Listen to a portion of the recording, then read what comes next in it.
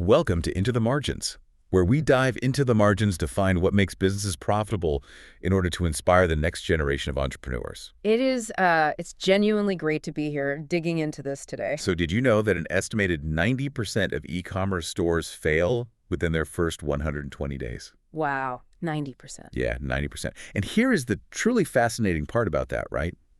They don't fail because their underlying product is necessarily bad. Right. They fail because the founder built like a sprawling, unfocused digital mega mall when they really should have engineered a highly targeted, psychologically optimized mousetrap. A mousetrap. I love that analogy. Right. So welcome to today's deep dive. If you were listening to this right now, whether you are an established business owner, someone scaling a side hustle, or simply trying to reverse engineer how modern digital economies actually function, we are going to completely deconstruct the architecture of a profitable e-commerce business today. And it's a completely different landscape now. It really is.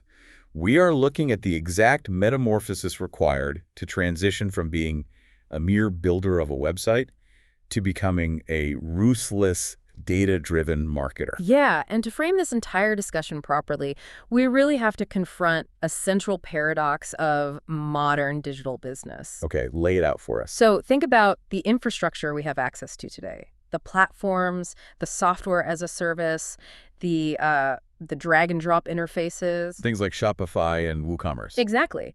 They have democratized the technical setup to a degree that is almost incomprehensible compared to, say, 10 years ago. I mean, you can literally spin up a globally accessible storefront in an afternoon. Right, before dinner you could be live. Literally. But that ease of entry is exactly the paradox. Because the technology is democratized, the technical infrastructure is no longer your defensive moat. Because anyone can do it. Right. Anyone can do it, which means the strategy, the unit economics, and the brand experience are the only true differentiators left. So the code doesn't save you anymore. No, not at all. If everyone has access to the exact same digital storefront tools, the only thing separating a high-margin, scalable business from a digital ghost town is how you architect the customer's emotional and psychological journey. That perfectly sets the stage for where we need to begin. Let's look at the foundational step, which is choosing a profitable niche. The most important part. Yeah. And the prevailing wisdom we are analyzing today insists that a truly viable niche must sit at the exact intersection of high market demand and deep personal passion. Mm-hmm. Now, I know how that sounds. Follow your passion is, it's the kind of cliche you expect to see cross-stitched on a pillow, right? Not driving a ruthless business strategy. Yeah, it sounds like terrible advice from a life coach. Exactly. But the argument here is that this intersection is not a feel-good metric. It is a strict operational necessity. It absolutely is, and we have to separate the romanticized version of passion from the operational reality of it. How so? Well, e-commerce, behind the glossy dashboards and the revenue screenshots you see online, is an absolute grind. It is a logistical and psychological gauntlet. Oh, for sure. You are dealing with supply chain vulnerabilities, manufacturing defects, sudden spikes in customer acquisition cost, and, algorithmic shifts that can wipe out your traffic overnight. Basically putting out fires constantly. Every single day. So persistence is mathematically more likely when the founder inherently believes in the product. Right. When things go wrong and they're guaranteed to go wrong, a founder who only cares about the margin will almost always quit. Or they'll pivot to the next shiny object. Because there's no anchor. Exactly. But a founder who is deeply passionate about the specific problem their product solves has the resilience to iterate, to fix the supply chain, and to survive. Let's ground this in reality by dissecting the specific high-margin categories that are dominating right now. We have 4 major buckets to look at here. Okay, let's hear them. We've got handmade and custom items, eco-friendly swaps, wellness and self-care, and subscription boxes. Okay, those are all massive right now. They are. Let's not just list them, though. Let's look at the unit economics and the operational realities of each.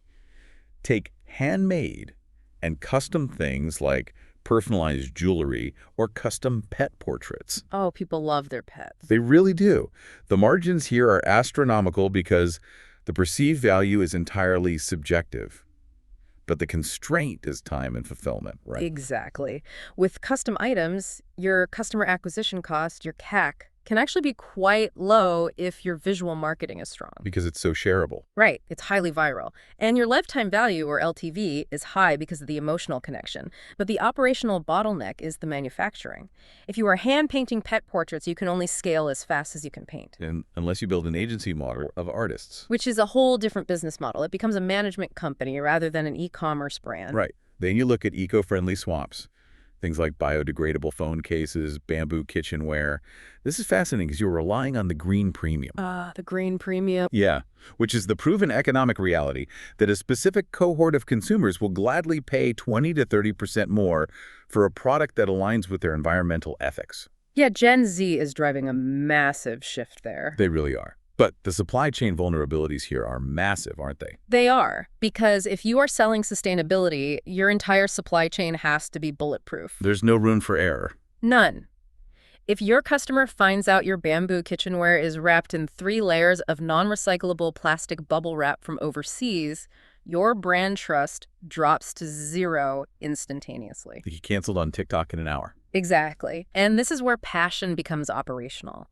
A founder who genuinely cares about the environment will spend the extra 3 weeks sourcing compostable mailers. Even if it costs slightly more. Right. But a founder who is just chasing the green premium margin will take the cheap shipping option, get exposed on social media, and watch their conversion rate absolutely plummet.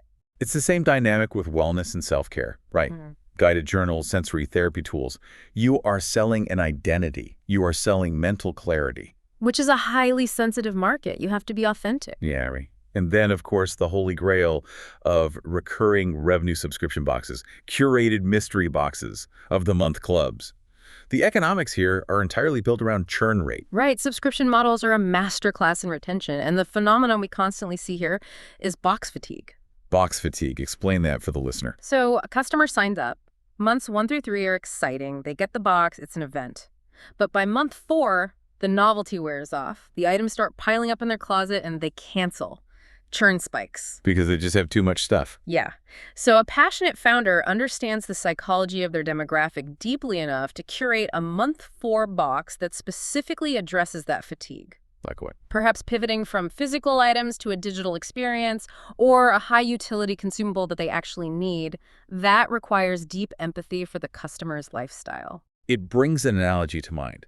Finding a product with high market demand that gets you the first date. Okay, I like that. The search volume is there. The initial cost per click is manageable. You get that spark of early sales. But the passion is what sustains the marriage when the business hits a rough patch. That's spot on. Like when the container ship is delayed by a month and you have to send an email to 1,000 customers telling them their holiday gift won't arrive on time. A nightmare scenario. A total nightmare. But demand doesn't help you write that email. Deep empathy and belief in what you are building does. That is exactly the dynamic. The demand gets them to the checkout page, but your operational resilience keeps the business solvent over a 3-year timeline. But I want to push back on this because I think we need to look at the other side of the coin. Okay, let's hear it. I am struggling to reconcile this with the raw mechanics of capitalism. Right. What if you, the listener, have identified a high-demand, high-margin product that you personally do not care about at all? Let's say your research uncovers a massive gap in the market for a specific type of, I don't know, ergonomic desk chair. The search volume is off the charts. The TT to LTV ratio is a guaranteed money printer. A gold rush. Right, but you have absolutely zero passion for lumbar support. Should you really walk away from an incredibly lucrative opportunity just because you don't dream about office furniture? Yes, you should. Really? Just walk away from guaranteed money? Yes. Or at the very least, you must partner with someone who has that passion.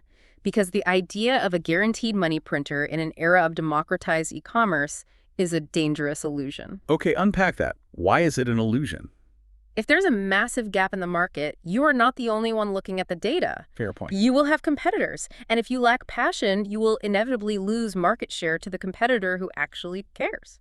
Even if I have a larger ad budget, like what if I just outspend them? Even if my supply chain is more efficient? Even then, empathy scales better than ad spend over the long term. That's a bold statement. It's true, though. Because the competitor who genuinely geeks out over spinal health is going to go the extra mile in areas that don't offer immediate trackable ROI. Like what kind of areas? They are going to create a wildly engaging educational unboxing experience. They are going to author incredibly detailed blog posts about posture that resonate with chronic pain sufferers. Which captures organic search traffic. Exactly, traffic that you have to pay for with ads. They're going to spend an hour on a Saturday personally replying to a detailed customer inquiry about armrest angles. And the profit-driven founder won't do that. Never. A purely profit-driven founder skips those steps because they don't look efficient on a spreadsheet. But in the margins of that extra effort, the passionate competitor builds an army of brand evangelists. You simply cannot outmarket someone who fundamentally cares more about solving the customer's problem than you do. Wow. Okay, that is a phenomenal point. You cannot outmarket someone who cares more. It's just the reality of modern brand building. So, assuming the listener has found that exact intersection, they have the data-backed demand, they have the operational empathy, they have their niche, let's look at how we actually architect the storefront. Let's do it. Because as we established, the tools make building a site easy, but human psychology makes building a profitable site incredibly difficult. It all comes down to the architecture of the first impression. When a user lands on your site, you have milliseconds. Literally, cognitive science shows it happens in under 50 milliseconds for their brain to form a judgment about your brand's credibility. 50 milliseconds. That's faster than a blink. Yeah, it's the amygdala processing visual information before the conscious brain even reads a word. Let's break down how we control those 50 milliseconds. Yeah. The foundational layer here is the theme and the aesthetics. We're looking at the contrast between a minimalist, highly functional setup, like Shopify's Dawn theme, versus a highly experiential, visually heavy setup like the Impulse theme. And the choice between these isn't just about what looks pretty to the founder. It is a strategic declaration of your brand's identity and an exercise in managing cognitive load. Cognitive load is the perfect term for it. Every element on your page, every image, every block of text, every menu dropdown requires mental processing power from the visitor. It's friction. Exactly.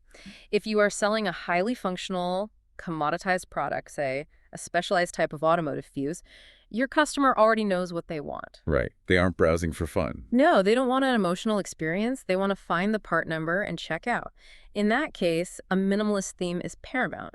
You want zero friction. You want lightning-fast page load speeds. Speed is everything there. It is. We know from data that for every 100 milliseconds of latency, your conversion rate drops by roughly 1%. That's terrifying if you have a slow site. But if we pivot back to the high-margin niches we discussed earlier, the custom pet portraits, the sensory therapy tools, you aren't selling a fuse. No, you're not. You're selling an emotional buy-in. Exactly. For those products, minimizing cognitive load isn't about stripping away visuals. It's about making the visuals do the heavy lifting for the user's brain. So the images do the talking. Yes. You need a theme built for striking, immersive imagery. The visual hierarchy of the site has to instantly communicate premium quality. Before they read a single word of your copy, the depth of field in your product photography, the typography, and the negative space have already told the customer whether this item costs $20 or $200. Which brings us to the copy itself. Once the visual hierarchy has established trust, the words have to close the sale. They absolutely do. And the framework we are looking at highlights the critical psychological difference between selling a commodity and selling an outcome. The example provided is simple, but it illustrates the entire concept perfectly. I love this example. Right. They contrast a product labeled lavender candle with the exact same product labeled relaxation in a jar, hand-poured lavender and vanilla. It's the fundamental difference between a noun and a transformation. A noun and a transformation. Yeah, lavender candle is a statement of fact. It tells the brain what the object is. Relaxation in a jar is a promise of a future state. It tells the brain how the user will feel. This is where benefit-driven copy becomes the actual engine of your margin. When you write copy, you cannot just list features. Nobody genuinely cares that a candle has 100% soy wax, a 40-hour burn time, and a braided cotton wick. Or rather, those features only matter to justify the logical side of the purchase after the emotional decision has been made. Yes. You use the features to justify the emotion. Benefit-driven copy paints a highly specific, vivid picture of the user's life improving.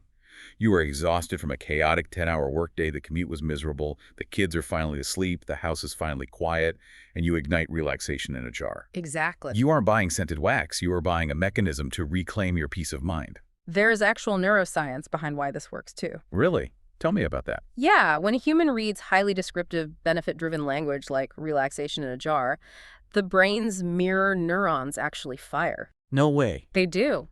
The brain actually simulates the feeling of relaxation for a fraction of a second. It is a cognitive shortcut. This is precisely why you can charge a premium margin. Because they've already felt the benefit. Exactly. You cannot charge $40 for a mere lavender candle. The market rate for wax and string is too low. Right, they can just go to the dollar store for that. But you absolutely can charge $40 for guaranteed relaxation after a brutal workday. The perceived value of the outcome dictates the margin, not the cost of the raw materials. I want you, the listener, to run a mental audit on your own business right now. Whatever product or service you are building, are you selling a candle or are you selling relaxation? It applies to everything. It does. Are you selling B2B accounting software or are you selling the feeling of logging off at 5 p.m. on a Friday with zero anxiety about an IRS audit? Oh, that's a great example. The visuals catch the eye, but the copy captures the heart. And speaking of capturing the customer, let's look at the ultimate behavioral economics hack to push them over the finish line. Oh, here we go. Free shipping. The great conversion catalyst. It remains the single most powerful psychological lever in e-commerce checkout flows. It really is. Adding those two words fundamentally alters the math in a buyer's head, and it is entirely irrational. Completely irrational. We know from countless behavioral economics studies that a consumer will happily, almost gleefully, pay $50 for an item with free shipping. But that exact same consumer will aggressively abandon their cart if the item is $40 with a $10 shipping fee. Yep. It is the exact same amount of money leaving their bank account. The net loss is identical. Why is the psychological friction so drastically different? It's because of how the human brain engages in mental accounting. Yeah. When a customer sees the price of a product, they associate that cost with the value of the item they are receiving. $50 for a beautiful handcrafted item feels like a fair exchange of value. Okay. But shipping costs are perceived entirely differently. Shipping feels like a penalty. It feels like a tax. Exactly. It feels like a tax you are being forced to pay simply for the privilege of not living near a physical store. It feels punitive. That's the perfect word for it. It is a mandatory fee with zero tangible value attached to it from the consumer's perspective. They don't get anything out of that $10. So when you offer free shipping, you aren't just adjusting the pricing strategy, you are entirely removing the final, most jarring cognitive hurdle right at the moment of highest friction. Right, when they have their credit card out. Yes. You are eliminating the primary trigger for buyer's remorse before the transaction even completes. You are preserving the emotional high of the purchase. Okay, so let's take stock of where we are. We have meticulously engineered this digitally perfect storefront. We have our high-margin niche backed by deep empathy. We have striking premium aesthetics that communicate value in milliseconds. We have emotive, benefit-driven copy that simulates the product's outcome in the buyer's brain. It's a masterpiece. We have removed all checkout friction with free shipping. The architecture is pristine. Which brings us to the launch phase. I have a major issue here. I am looking at the strategic advice for actually going live, and I am struggling to reconcile this. It feels like a massive, glaring contradiction. The core advice for launching is start messy. It advocates for launching an MVP, a minimum viable product. Right. The exact phrasing suggests you do not need a perfect plan, you just need to get the storefront live. Right. I'm struggling to reconcile this. We just spent 20 minutes establishing that premium aesthetics build trust, that cognitive load must be managed, that every word of copy must be perfectly emotive. If I launch a messy MVP, don't I permanently burn my brand equity with those early adopters? Well, no, that's not... If my first impression is half-baked, haven't I just destroyed the trust we meticulously outlined? It feels like we're telling the listener to build a luxury hotel but open the doors while the lobby is still full of drywall and exposed wires. I see the tension there, but I think you are completely conflating the concept of a messy operation with ugly branding. They are two entirely different things. But the phrase "start messy" inherently implies a lack of polish. If I launch before I am ready, the polish isn't there. If a user lands on the site and the layout is janky, they are going to assume it's a dropshipping scam and bounce. But an MVP in modern e-commerce does not mean a broken website or blurry product photos. Then why call it messy? Let me clarify what messy means in this context, because you really have to look at the psychology of the entrepreneur here. The vast majority of founders are completely paralyzed by perfectionism. Well, sure, but No, listen. They will delay their launch for 8 months because they believe they need a catalog of 50 perfectly cohesive products, a fully mapped out 12-month editorial calendar, and custom embossed tissue paper for their packaging. Okay, that's excessive. That kind of perfectionism kills businesses in the crib. When the strategy says start messy, it is referring to the scope of the business, the scale of the inventory, and the rigidity of the business plan. It does not mean the tactile customer experience can be subpar. Okay, so you're saying the customer's direct interaction with the site must be flawless, but what happens behind the scenes can be taped together. Precisely. Zero sales will ruin a business infinitely faster than a less than perfect collection page. The entire purpose of the MVP is to initiate the feedback loop. The loop. Yes, the loop. You do not wait until you have 50 products sourced and warehoused. You launch with one single spectacular product. Okay. You launch with one perfect relaxation in a jar. The imagery for that one product must be striking, the copy must be flawless, the checkout must be completely frictionless. So the front end is perfect. Yes, but the business is messy because you might only have 20 units of inventory sitting in your living room, and you are handwriting the shipping labels at 2 a.m. Ah, so the presentation is minimal but pristine. The operations are what is minimal viable.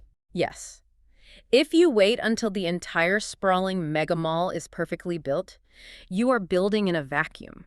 You are making massive financial assumptions about what the market wants without ever actually letting the market vote with their wallets. That makes sense. You don't know if they want the other 49 products. Exactly. You launch the minimal viable architecture required to facilitate a secure premium transaction, and then you let the data tell you what to build next. All right, I can accept that synthesis. I see where you're coming from. Yeah. The scope is narrow, but the execution of that narrow scope is high-end. Right. You don't need the digital mega mall on day one. You just need a phenomenally well-branded, highly trustworthy lemonade stand to prove people are actually willing to pay for your recipe. And then you scale. Exactly. Prove the unit economics on a micro scale, then deploy capital to expand. So let's assume the MVP is live. The pristine, highly focused lemonade stand is open for business. We now have to transition from being the builder of the site to the marketer of the product. The fun part. Because a beautiful store with no traffic is just a billboard hidden in the middle of a desert. We need to look at the engine that actually drives customer acquisition. And this is where the daily reality of running the business lives. Building the store is a one-time event, relatively speaking. Driving traffic and optimizing conversion is a relentless, continuous process. The framework we are analyzing breaks traffic down into three main pillars. First, we have SEO, optimizing titles, metadata, writing robust blog content. The foundational stuff. Right. We all know this is the long game. It's compounding interest. You plant the seeds today so that 8 months from now, when someone searches for biodegradable phone case, you capture that organic traffic without paying for a click. Which is fantastic for margins. Oh, absolutely. But founders need cash flow today, not in 8 months. Which brings us to the second pillar, paid ads. And this is where we really need to dig into the nuance, because the strategy explicitly differentiates between how you use Google Shopping versus how you use Meta platforms. This is crucial. Why can't a founder just take the same creative asset and run it on both platforms simultaneously? Like, why not just copy-paste the ad? Because doing that fundamentally ignores the psychology of the user on those platforms. The consumer intent is entirely opposite. Explain that. Let's analyze Meta first. Facebook, Instagram. When a user opens Instagram, they are not there to shop for a specific utility item. They are there to be entertained, to see what their peers are doing, or to passively numb their brain while riding the train. It is passive consumption, doom scrolling. Exactly. Segue. Therefore, Meta ads are the ultimate form of interruption marketing. They are designed for highly visual, emotionally resonant, impulse buy products. So this is where our custom pet portrait goes. 100%. If you are selling that custom pet portrait, Meta is exactly where you allocate your budget. The user had absolutely no conscious intention of buying a painting of their golden retriever when they unlocked their phone. Right. But your ad interrupts their passive scrolling, hits a very specific emotional trigger, and manufactures immediate desire. I didn't know this existed, but now my life is incomplete without it. Precisely. You are creating the demand. Now look at Google Shopping. The psychology is completely inverted. How so? When a user goes to Google and types in buy organic bamboo cutting board, they already have the desire. They already know exactly what they want. They are demonstrating high commercial intent. They just need to find the store. Yes. Google Shopping is not about creating desire. It is about capturing existing intent at the exact moment the consumer is ready to deploy capital. Okay, I see. If you run a Google search ad for a radically new, innovative product that nobody knows exists, your campaign will fail because the search volume is zero. You cannot capture intent that hasn't been formed. That makes total sense. Conversely, if you run a meta ad for a highly commoditized item like a standard HDMI cable, it will fail because an HDMI cable will never trigger an emotional impulse buy to stop someone from scrolling. You have to map the platform to the psychological profile of the product. That is a critical distinction for anyone managing ad spend. Meta manufactures desire. Google captures intent. Exactly. Now, the third traffic pillar is social commerce, utilizing short-form video on platforms like TikTok and Instagram Reels. Not necessarily paid media, but organic, behind-the-scenes content. This is huge right now. Showing the messy reality of the studio, the founder packing orders at 2 a.m., the failures, the iterations. Which loops perfectly back to our initial discussion about passion and empathy. Yeah. In a highly commoditized, AI-generated digital landscape, authenticity is the ultimate premium. People want real people. They do. Consumers increasingly want to buy from a recognizable human being with a story, not a faceless, sanitized corporate entity. Showing the process builds an asymmetrical parasocial relationship with the buyer. But regardless of which traffic pillar is working for you, whether it's organic search, a viral TikTok, or a perfectly optimized Google Shopping campaign, the strategy emphasizes one immediate, non-negotiable tactical play. You must have a hook to capture the visitor. Specifically, offering a 10% discount in exchange for a first-time email sign-up. And the strategic rationale here is vital. It is about owning your audience rather than renting it from algorithms. If you take nothing else away from this discussion, understand this. If your entire revenue stream relies on organic social media reach, your business is built on rented land. Rented land. That's a scary thought. It should be. The algorithms change continuously without warning. A core update to a platform's code can decimate your visibility overnight, and you have absolutely zero recourse. We saw that happen with the iOS 14 privacy changes. Entire ad agencies went under. Overnight. An email list, however, is a first-party data asset. You own it. When you offer that 10% discount, you are not just losing a fraction of your margin on the first sale. You are buying an asset. You are acquiring a direct, algorithmic, free line of communication to a highly qualified lead. You are migrating them off the rented land and bringing them into a database that you control. Which transitions us seamlessly into the other half of the marketer's engine scaling through automation.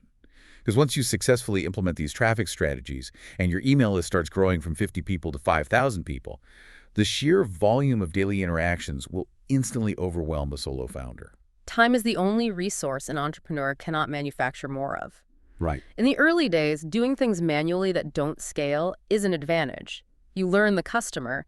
But as you scale, if you insist on manually handling every interaction, you become the primary bottleneck in your own company's growth. You literally choke your own business. Yeah, automation in e-commerce isn't just about operational efficiency. It is a mechanism for survival. The roadmap we are following details a few specific mandatory automations. The first is an absolute classic, abandoned cart recovery flows. Essential. Automatically triggering an email sequence to users who added an item to their cart but closed the window before paying. If you are not doing this, you are quite literally setting cash on fire. And we have to look at the psychology of the abandoned cart. Founders often assume a user abandoned the cart because the price was too high or they decided they hated the product. They take it personally. They do. But data shows that a massive percentage of cart abandonment is simply circumstantial distraction. What do you mean by that? The user was shopping on their phone, their train arrived at the station, they put the phone in their pocket, and they forgot. Or their kid started crying, or their lunch break ended. Life just happened. Life happened. An automated email triggered 1 hour later saying, "Hey, we saved your cart for you," is not a high-pressure sales tactic. It is a helpful service recovering a circumstantial drop-off. Right. It recovers a staggering percentage of otherwise lost revenue, and it requires absolutely zero manual input from you once it is set up. The next level of automation focuses on customer service. Deploying AI chatbots like Tinio to handle 24/7 frontline support and utilizing apps like Smile.io to automatically run loyalty programs and reward repeat purchasers. Very powerful tools. Now, I will admit, when I hear AI chatbots, my immediate fear is that we're going to lose that authentic Human touch, we just argued, was our main competitive advantage. That's a common fear. But I think we need to reframe how we view these tools. Imagine you, the listener, are trying to scale this business while holding down a demanding 9-to-5 job. You cannot monitor your Shopify inbox all day. No, you'd go crazy. Automation isn't about letting robots take over your brand voice. It is about mathematically cloning your absolute best, most efficient customer service representative. I love that. You clone them to handle the repetitive baseline inquiries: where is my order? What is your return policy? Do you ship to Canada? So that your limited human bandwidth can be preserved for high-leverage growth strategies. That is exactly the reframe. Automation handles the baseline expectations flawlessly so that human energy can be deployed for unexpected moments of delight. Moments of delight. Give me an example. The AI bot instantly tells the customer their tracking number at 3 a.m. when they're stressed about a package. You, the human founder, use your freed up time to write the personalized, handwritten thank you card that goes into the physical package. You automate the predictable so you can humanize the exceptional. Wow. Automate the predictable to humanize the exceptional. That was a beautiful way to put it. It's the secret to scaling a brand with a soul. This brings us to the final phase of our deep dive today, the pre-flight checklist. The brass tacks. We have discussed high-level psychological architecture, we've debated the nuances of the MVP launch, and we've mapped out the traffic and automation engines. Now we have to bring all this theory down to concrete operational reality. These are the absolute non-negotiable milestones required before and during your growth phase. This is the operational bedrock. If you skip these, the strategy just collapses. Let's run through them. First, the pre-launch phase. Yeah. The critical milestone here is securing a custom domain name and setting up a professional email address. It sounds so simple. It sounds incredibly basic, but it is fundamentally about establishing immediate legitimacy. Think about the cognitive dissonance. You just spent a week building this stunning, visually striking site on the impulse theme, selling premium relaxation in a jar. Okay. And then the customer goes to the contact page, and your support email is lavendercandles87@gmail.com. Oh, that's brutal. You have instantly eroded all the trust you built. Trust is an incredibly fragile ecosystem online. A professional domain is the absolute baseline cost of entry. If you don't respect your brand enough to buy the domain, the consumer won't respect it enough to enter their credit card. Next is the setup phase. And this ties directly back into our earlier debate about the MVP and ensuring the actual checkout experience is flawless. The checklist mandates that you must test your entire checkout process on both desktop and mobile devices. And the reason we emphasize mobile cannot be overstated. Tell them why. Currently, well over 70% of all e-commerce traffic originates from a mobile device. 70%. That's massive. It is. But founders suffer from a massive blind spot here. They build their store on a beautiful 27-inch desktop monitor. They tweak the padding, they adjust the high-resolution images, and it looks like a masterpiece. But they never check their phone? They never check the mobile responsive design. Yeah. If a user lands on your site via their iPhone and the add to cart button is misaligned, or the text is overlapping the image, or the checkout fields are too small to tap, your conversion rate will flatline. Right. If you launch an MVP and the mobile checkout is broken, you haven't launched an MVP. You have launched a broken promise. You have to navigate your site exactly the way your majority user will. Absolutely critical. Moving to the marketing phase checklist.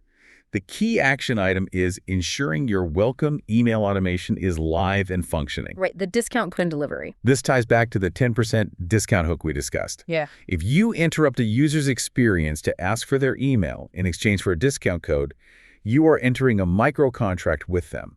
You must deliver that code to their inbox instantaneously. If the automation is broken and they have to wait 10 minutes, the impulse to buy has evaporated. They've moved on to a different app. In digital commerce, instant gratification is the only accepted currency. A delay of minutes is an eternity in consumer psychology. And finally, we hit the growth phase checklist. Installing the Meta Pixel, formerly the Facebook Pixel or the Google Tag. The big one. Now, I want to spend some real time here because this is the step that non-technical founders almost always try to skip. It's intimidating. It involves injecting code into the header of your site. It sounds scary, and they think, I'll do that later when I'm running big ad campaigns. Yeah. Why is delaying this a catastrophic error? Because if we look at the entire philosophy we have built today, the iterative process, the concept of starting with a narrow scope MVP, the mandate to listen to the market, How do you actually listen to a market consisting of thousands of anonymous website visitors? You just hold them up. You cannot interview them all. You have to listen through their data. Right, but how does the pixel actually work? Like, A lot of people just think of it as a counter, like a glorified visitor log. it is so much more sophisticated than that. It is the infrastructure of machine learning. The Pixel, or the Conversions API, which is increasingly standard post-iOS privacy changes, doesn't just count visitors. It tracks specific behavioral events. What kind of events? It knows who scrolled past 50% of the page. It knows who added an item to the cart but bounced. It knows who completed a purchase. But here's the critical part. It takes that highly specific behavioral data and feeds it back into Meta's or Google's machine learning algorithms. To build lookalike audiences. Exactly. If the Pixel records that 100 people bought your premium candle, it analyzes thousands of data points on those specific 100 people. What other pages do they like? What is their demographic? What are their purchasing habits? It finds the pattern. It finds the pattern. The algorithm then builds a mathematical profile of your ideal buyer. You can then tell the platform, go find me 1 million other people who look mathematically identical to these 100 buyers. That's incredible. You are essentially training a supercomputer to hunt for your perfect customer. But the supercomputer can only learn if you feed it data. If you don't install the Pixel on day one, you are starving the algorithm. You are flying completely blind. With it, you are building a constantly evolving predictive map of your customer's mind. So, to synthesize this entire journey for you today, we started by finding that crucial operational intersection. The high-margin niche where market demand meets your own deep empathy and resilience. Step one. We then architected the emotional environment of the site, managing cognitive load with the right theme, writing copy that sells the transformation rather than the commodity, and removing the psychological friction of shipping costs. Step two. We debated the reality of the MVP, determining that while your inventory and scale can start messy, your checkout and visual trust must be flawless from day one. The great debate, yes. We engineered the marketer's engine, matching our traffic strategy to user intent, securing first-party data, and cloning our best efforts through intelligent automation. And finally, we locked the entire system down with a rigid pre-flight checklist to ensure our machine learning tools are capturing the data needed to scale. When you look at it holistically, it is a profound transition. You are no longer just a merchant putting items on a shelf. You are an architect of human behavior and digital psychology. You truly are. Now, as promised, if you want to read more, check out our blog at intothemargins.com/playbook. And before we sign off, I want to leave you with one final, slightly provocative thought to turn over in your mind. Leave them with something to think about. We spent a significant amount of time today praising automation. We talked about using AI for 247 support, setting up abandoned cart sequences, and cloning your efficiency. But if your original competitive advantage, the very thing that allowed you to survive the niche paradox and beat the massive corporations, was your personal empathy and the authentic human story driving your brand. At what point does hyper-automating your business begin to strip away the very humanity that made your early customers fall in love with you in the first place? Where exactly is the line between operational efficiency and brand alienation? That is the tightrope. Are you selling relaxation and empathy, or have you just programmed a highly efficient algorithm to sell wax? That is the tension every founder has to manage as they scale. It is the ultimate balancing act. Efficiency sustains the business, but humanity builds the brand. Thank you for joining us in the margins today. Look at your own storefronts, audit your architecture, find your operational empathy, and go execute that first perfect sale. We will see you next time.